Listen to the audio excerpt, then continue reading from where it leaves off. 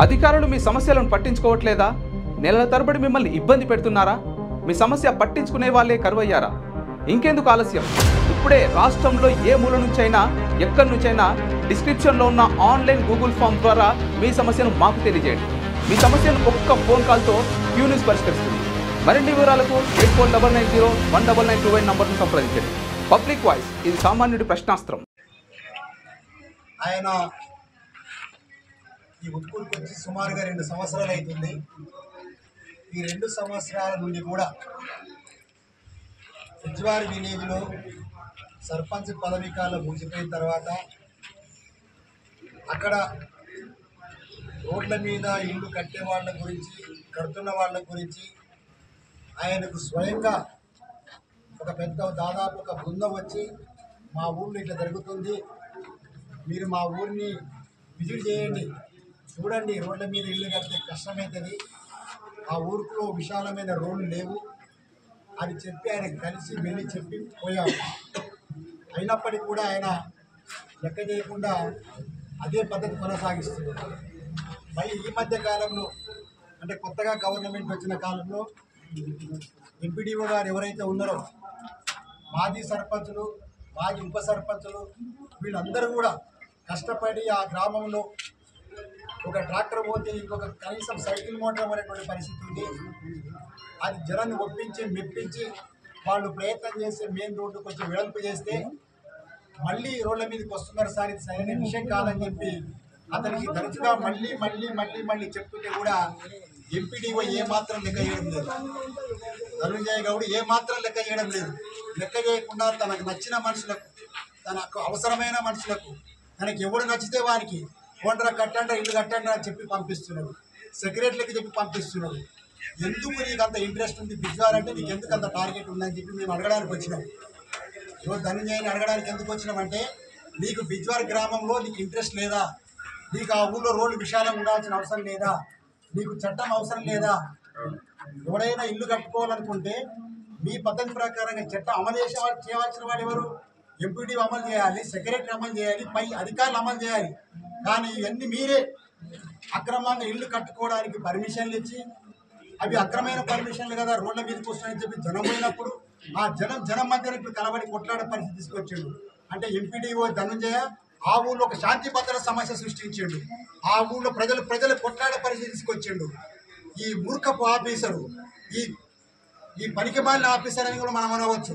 ఎందుకంటే ఎవరైనా వచ్చి మాట్లాడినప్పుడు ఒక ఆఫీసర్ యొక్క డ్యూటీ ఏమిటంటే అది వినాలి, విన్న తర్వాత రమ్మంటే ఊరికి రావాలి, ఊరికి వచ్చిన తర్వాత తప్ప ఒప్ప చూడాలి, అట్లా చూసిన తర్వాత అది పర్మిషన్ ఇవ్వాల్సిందా ఇవ్వకూడని పర్మిషన్ అని చెప్పి దానంతా విచారణ జరిపించాలి. ఆ ఊరికి రాడు, ఎంతమంది చెప్పినా వినడు. కానీ ఇక్కడికి వెళ్ళి ఆయన అందరికి పర్మిషన్లు ఇస్తూ ఉంటాడు, సెక్రటరీలకు చెప్తా ఉంటాడు, ఇయ్యండ్రా పర్మిషన్లు ఇయ్యండ్రా అని చెప్తా ఉంటాడు.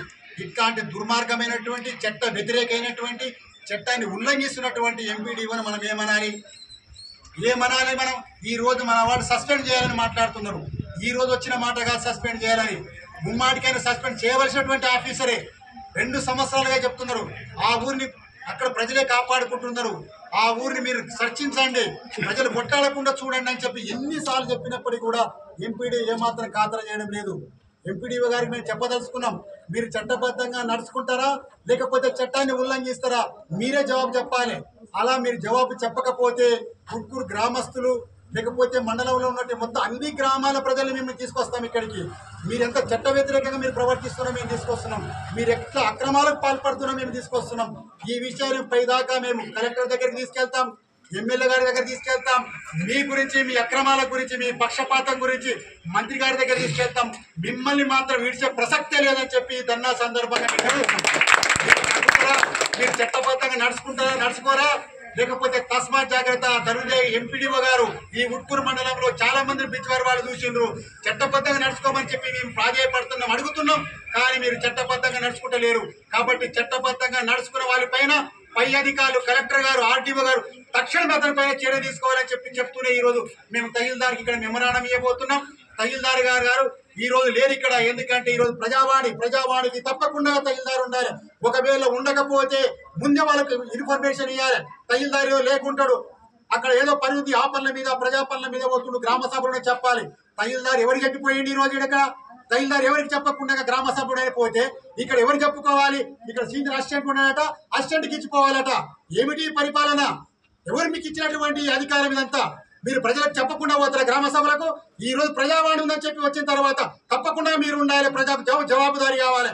అంటే తహసీల్దార్ పట్టించుకోడు, ఎంపీడీఓ పట్టించుకోడు, ఎవరు పట్టించుకోకపోతే జనం కొట్లాడి సావాల ఊళ్ళల్లా. మేము అడుగుతున్నాం. అందుకే తహసీల్దార్ గారు ఎక్కడ ఉన్నా తప్పకుండా ఈ ఎంపీడీఓ మీద చర్య తీసుకునేటట్టుగా మీరు ఎమ్మడే మేము ఇచ్చిన మెమోరాండాన్ని ఎమ్మడే మీరు కలెక్టర్ చేరేటట్టుగా మీరు తీసుకునే బాధ్యత ఇక్కడ ఉన్నటువంటి తహసీల్దార్ మీద ఉంది. ఇప్పుడు సీనియర్ అసిస్టెంట్ గారికి ఆయన తీసుకెళ్లి కలెక్టర్ దగ్గరికి వెళ్తాడా? మేము అడుగుతున్నాం, ప్రశ్నిస్తున్నాం. మీరు వెళ్తారా? లేకపోతే ఊళ్ళో తలలు వల్ల పట్టుకొని వస్తారు అక్కడ ఊర్లో. ఎవరు రక్షించాలి? మీరు పోలీసులకు రిపోర్ట్ చేస్తారా? ఆపగలుగుతారా? మీరు ఎవరు చెప్పకుండా ఎవరు ఇష్టానుసారం వెళ్ళిపోతే ఆ ఊళ్ళో ఎవరు రక్షించేది? శాంతి భద్రతల సమస్య క్రియేట్ అవుతుంది. కాబట్టి ఎంపీడీఓలు దానిని తప్పకుండా సస్పెండ్ చేయాలి. పెద్ద అక్రమాదారుడు, అక్రమాలకు పాల్పడుతున్నాడు, పెద్ద లంచగొండి కింద సెక్రటరీల ద్వారా డబ్బులు తీసుకొని డబ్బులు తీసుకొని ఊళ్ళో అక్రమాలకు పాల్పడుతున్నాడు. తహసీల్దార్ అక్రమాలకు ఎంపీడీఓ అక్రమాలకు పాల్పడచ్చా? చట్టబద్ధంగా నడుచుకోవాలా వద్దా? ఎవరికైనా పర్మిషన్ ఇవ్వండి, ఎవరు ఇవ్వాలి? నీ దగ్గర ఫిర్యాదులు వస్తే నువ్వు ఊరికి రావాలి. ఎందుకు బ్రిడ్జ్ వరకు ఒక్క రోజులో నీకు కాలు పెట్టలేదు? ఎన్నోసార్లు మీకు చెప్పినాం కదా సార్, అక్కడ అక్రమాలు జరుగుతున్నాయి, దౌర్జన్యాలు జరుగుతున్నాయి, జనం కొట్లాడి వస్తున్నాడు, రండి మీరు ఊరికి అని చెప్పి మేము ఎన్నిసార్లు అడిగితే ఎందుకు రాలేదు? మొన్ననే 3 దినాల కింద మేము చెప్పినాం. ఒక మాజీ సర్పంచ్ ఈయనకు దోస్తు ఉండొచ్చు, ఎంపీడీఓకు నీ స్నేహితుడు ఉండొచ్చు, నీకేమో బలగం ఉండొచ్చు, కానీ ఒక మాజీ సర్పంచ్ గ్రామ పెద్ద మనిషి రోడ్డు మీదనే ఏమాత్రం పర్మిషన్ తీసుకోకుండా అక్కడ గుంతలు తోవి అక్కడ సిమెంట్ వేసి ఈరోజు అక్కడ పిల్లర్స్ నిలబెడుతున్నా చెప్పితే మాజీ సర్పంచ్ ఇంతవరకు ఊరికి ఎందుకు రాడు? ఎందుకు రావు నీ ఊరికి? అంటే నీకు మాజీ సర్పంచ్ నీకు అవసరమా? నీకు రూల్ అవసరం లేదా? నీకు రూల్ అవసరం లేదనుకో నేను రాజీనామా చేసేసి నీ వాళ్ళు ఎంబడే తిరుగు. నీవు ఉండొద్దు, నీవు అధికారిగా ఉండొద్దు. అట్లా పోవాలి.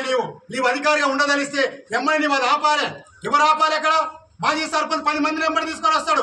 ఇక్కడ మాజీ సర్పంచ్ వెనకాల ఉన్నవాళ్ళు 10 మంది, ఇతరులు 10 మంది వస్తే ఎవడు కొట్లాడి సావాలి అక్కడ? ఇది క్యూ న్యూస్లో పనిచేయటకు వీడియో ఎడిటింగ్ మరియు SEOలో అనుభవం గల జూనియర్ ఎడిటర్స్ కావాలను సంప్రదించవలసిన నెంబర్ 8688926084.